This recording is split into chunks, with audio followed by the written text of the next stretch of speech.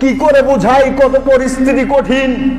এবারে আল্লাহ তাআলা জিবরাইলকে বললেন, জিবরাইল, জাহান্নাম সৃষ্টি করেছি, যাও তুমি জাহান্নাম দেখে আসো। জিবরাইল জাহান্নাম দেখে আসলেন।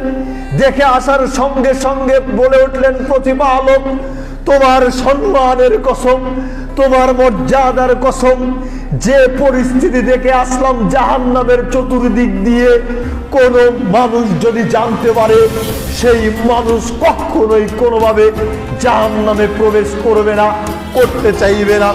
আল্লাহ তাআলা এবারে জাহান্নামের চতুর্দিক দিয়ে মন যেটা চায় এমন কিছু দিয়ে, চিত্র আকর্ষক বস্তু দিয়ে পরিপূর্ণ করে দিলেন। জান্নাতের চতুর্দিক দিয়ে নিয়ম নীতি কষ্ট মুসিবত দিয়েছেন, আর জাহান্নামের চতুর্দিক দিয়ে একেবারে মন যা চায় চিত্র আকর্ষক, পৃথিবীতে যেই জিনিসগুলির প্রতি মানুষ আকৃষ্ট হয়ে পরকালকে ভুলে যায় এমন বস্তু দিয়ে জাহান্নামকে ঘিরে দিলেন। এবারে আল্লাহ তাআলা জিবরাইলকে বললেন, যাও জিবরাইল, তুমি জাহান্নাম দেখে আসো। জিবরাইল জাহান্নাম দেখে আসলেন। অতবার বলে উঠলেন, তোমার সম্মানের কসম, তোমার মর্যাদার কসম, আমি এবারে জাহান্নামের চতুর্দিক দিয়ে যে পরিস্থিতি দেখে আসলাম, যে কঠিন পরিস্থিতি দেখে আসলাম, তাতে আমার মনে হয় প্রত্যেকটা মানুষই জাহান্নামে প্রবেশ করবে, প্রত্যেকটা মানুষই জাহান্নামে প্রবেশ করবে। জোরে সরে বলুন নাউজুবিল্লাহ। চিন্তা করেছেন কখনো জিবরাইল আলাইহিস সালামের কথা অনুযায়ী প্রত্যেকটা মানুষই জাহান্নামে প্রবেশ করবে? এবার আপনি চিন্তা করেন, আপনি নিজেকে জাহান্নাম থেকে বাঁচাতে পেরেছেন কিনা?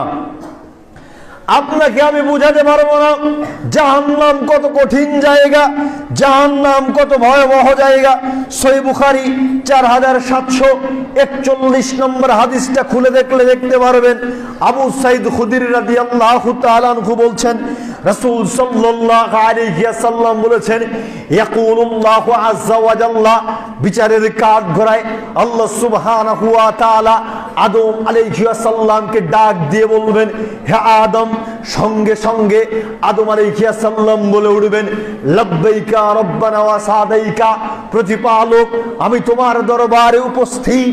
ফায়ুনাদি বিসাউতি, তখন আল্লাহ তাআলা আদম আলাইহিস সালামকে বলে উঠবেন উচ্চ কণ্ঠে, ইন্নাল্লাহা ইয়ামুরুকা আন তাখরুজা মিন যুররিয়াতিকা বাসান ইলান নার, হে আদম, আপনি আপনার সন্তানদের মধ্য থেকে যারা জাহান্নামী রয়েছে তাদের